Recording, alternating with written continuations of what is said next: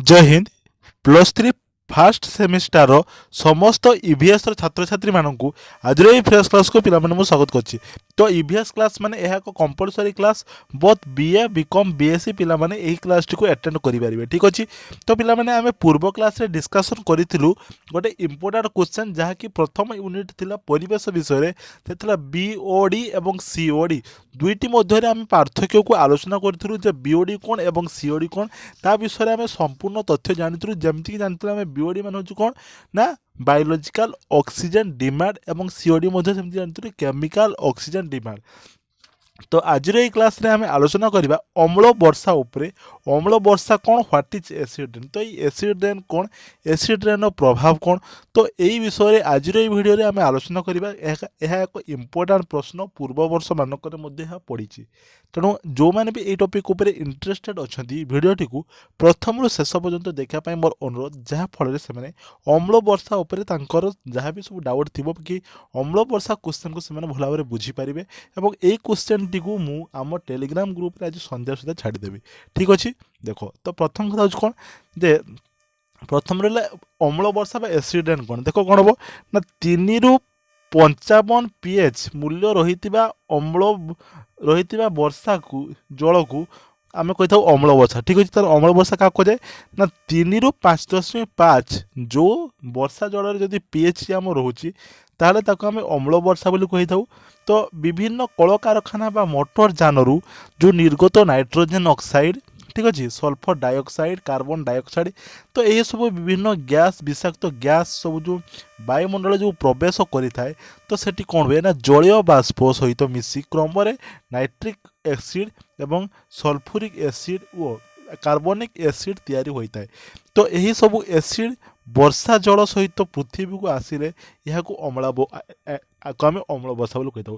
तो विभिन्न आम जो आम जो देखा जो आमर वायुमंडल को दूषित कर पदार्थ मनकर जमती आम nitrogen oxide sulphur dioxide carbon oxide तो एमती सब विभिन्न सब आमर आमर जो कौन होता है ना जो जतक सब फैक्ट्री थाए फैक्ट्री गाड़ी मोटर आम सब ऑटोमोबाइल्स तो यही सब जो धुआं गुड़ा सब बाहर थाए तो से धुआं कौन हुए ना आम पृथ्वी को आमर ऊपर जाकि रुहे अर्थात से जाकि वायुमंडल हुए तो से वायुमंडल रही सारापर जो वर्षा हुए तो मिसी वर्षा सहित तौक आसे आम अम्ल वर्षा बोली कही था। तो जदि से pH टा 3 रु 5.5 थी तो देख नाइट्रोजेन ऑक्साइड युक्त जल हेले से कौन हम नाइट्रिक एसिड हम जदि वर्षा जल जदि नाइट्रोजेन एसिड ऑक्साइड जदि मिसी थोड़ा नाइट्रिक एसिड होइकी आसीबो।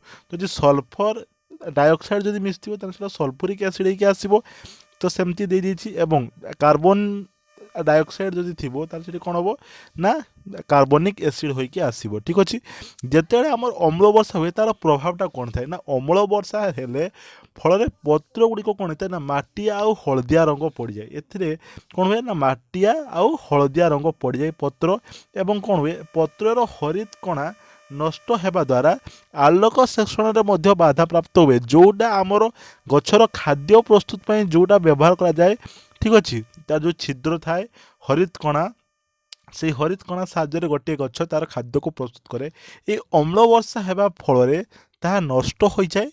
फल कौन हुए ना तार आलोक सेक्षण बा खाद्य प्रस्तुत करिवारे ताहा मध्य प्रभाव पकई था बाधा प्राप्ति हुए और यह द्वारा कौन होता है ना घास पड़िया शस्य क्षेत्र जंगल उत्पादन क्षमता ए सबूर विभिन्न कौन होता है ना जदि अम्ल वर्षा हो पड़े से माटीर अम्लत्व वृद्धि पाए तो माटी बेसी एसिड परिमाणटा वृद्धि पाइब और यही माटीर उत्पादन क्षमता ह्रास पाइब तार जो उर्वर क्षमता थी उर्वर उत्पादन तार से जो लेवलटा कमे कमे कौन हम ना छड़ा धीरे धीरे ह्रास पाइब और अम्ल वर्षार प्रभाव ठीक अच्छे धातु और मार्बल उपरे पड़ी था। ठीक अच्छे। आम या पढ़ी कौन 10 क्लास रे गोटे आई थिंक मन पड़ी 10 क्लास गोटे विषय था एसिड रेन तो से जो मार्बल आम जो तापर पड़े सेटा कौन होता है ना विभिन्न नष्ट कर देथिबो मोनोमेटल टाइल्स सब नष्ट करता है। तेणु मथुरा तैल विशोधनगार जो सृष्टि होउथिबा अम्ल वर्षा जो ठीक अच्छे पृथ्वी प्रसिद्ध ताजमहल एवं माटिया दिशिलाणी। तो पृथ्वी प्रसिद्ध ताजमहल जोटा कि ମୁମତାଜ ମହଲ ପାଇଁ ତିଆରି କରାଯାଇଥିଲା ଶାହଜାହାନଙ୍କ ଦ୍ୱାରା 12 ବର୍ଷ ଲାଗିଥିଲା ତାକୁ ତିଆରି କରିବା ପାଇଁ। ତ ସେଇ ଯେଉଁ ହୋଇଥିଲା ସେଇ ତାଜମହଲ ବର୍ତ୍ତମାନ ତା ଯେଉଁ ସେ ମାର୍ବଲ ଯେଉଁ ଅଛି ତ ତା ପାଖରେ ଯେଉଁ ମଥୁରା ଯେଉଁ ତୈଳ ବିଶୋଧନ କାର ତାର ଯେଉଁ ଅଛି ସେ ଫ୍ୟାକ୍ଟ୍ରିଟା ତ ସେଠି ଧୂଆଁ ବାହାରିକି ଏଇ ତାଜମହଲ ଉପରେ ତାର ବେଶୀ ପ୍ରଭାବ ଦେଖିବା ପାଇଁ ମିଳୁଛି। ଅମ୍ଳ ବର୍ଷା ଯୋଗୁଁ କାନାଡ଼ା, ନରୱେ, ଆମର ସ୍ୱିଡେନ କେତେକ ହ୍ରଦର ପାଣି ଅମ୍ଳଯୁକ୍ତ ବା PH4 ହେଲାଣି। ଅମ୍ଳ ପାଣିର ପ୍ରଭାବରୁ ଏହି ହ୍ରଦଗୁଡ଼ିକ ମାଛ ସହିତ ଅନ୍ୟାନ୍ୟ ଜଳଚର ପ୍ରାଣୀମାନ ମଧ୍ୟ ବଂଶ ଲୋପ ପାଇବାରେ ଲାଗିଲାଣି। ତେଣୁ ଯେତେବେଳେ ଅମ୍ଳ ବର୍ଷା ହୋଇଥାଏ ନା ଆମର ବିଭିନ୍ନ ପ୍ରକାର କ୍ଷତି କରୁଛୁ। ପ୍ରଥମ ହେଉଛି କ'ଣ ନା ଆମ ଚାଷରେ ମଧ୍ୟ ଆମେ ପ୍ରଭାବ ପକାଉଛୁ, ବୃକ୍ଷମାନଙ୍କ ଉପରେ ମଧ୍ୟ ପ୍ରଭାବ ପକାଉଛୁ ଏବଂ ବିଭିନ୍ନ ବିଲ୍ଡିଂ ଯେତିକ ସବୁ ଟାଇଲ୍ ଦ୍ୱାରା ତାକୁ ମଧ୍ୟ ପ୍ରଭାବ ପକାଉଛୁ, ମଣିଷ ଜୀବନ ଉପରେ ମଧ୍ୟ ପ୍ରଭାବ ପକାଉଛୁ। ତା ସହିତ ସେଇ ପାଣି ଯେତେବେଳେ ବିଭିନ୍ନ ହ୍ରଦ, ଜଳାଶୟ, ନଦୀ, ସମୁଦ୍ରରେ ଯେତେବେଳେ ମିଶିବ ତ ସେଥିରେ ରହୁଥିବା ଜଳଚର ପ୍ରାଣୀମାନେ ମଧ୍ୟ ଏଇ ଅମ୍ଳ ବର୍ଷା ଏସିଡ୍ ରେନ୍ ଦ୍ୱାରା ଇଫେକ୍ଟ ହେବେ, ତାଙ୍କର ପ୍ରଭାବ ପଡ଼ିବ। ଠିକ୍ ଅଛି, ତ ଆଶା କରୁଛି ଆଜିର এই ଭିଡ଼ିଓରେ ଆମେ ଯେଉଁ ଅମ୍ଳ ବର୍ଷା ଉପରେ ଆଲୋଚନା କଲୁ ତୁମମାନେ ଭଲ ଭାବରେ ବୁଝିପାରିଥିବ ଏବଂ ଏଇ ଅମ୍ଳ ବର୍ଷାକୁ ନେଇକି ତୁମମାନଙ୍କର ମନରେ ଯାହା ବି ସବୁ ପ୍ରଶ୍ନ ଥିଲା ଏଇ ଭିଡ଼ିଓଟିକୁ ଯିଏ ପ୍ରଥମରୁ ଶେଷ ପର୍ଯ୍ୟନ୍ତ ଥରେ ଶୁଣି ନେଇଥିବ ନା ତାର ସବୁ ମନେ ହେଇଥିବ।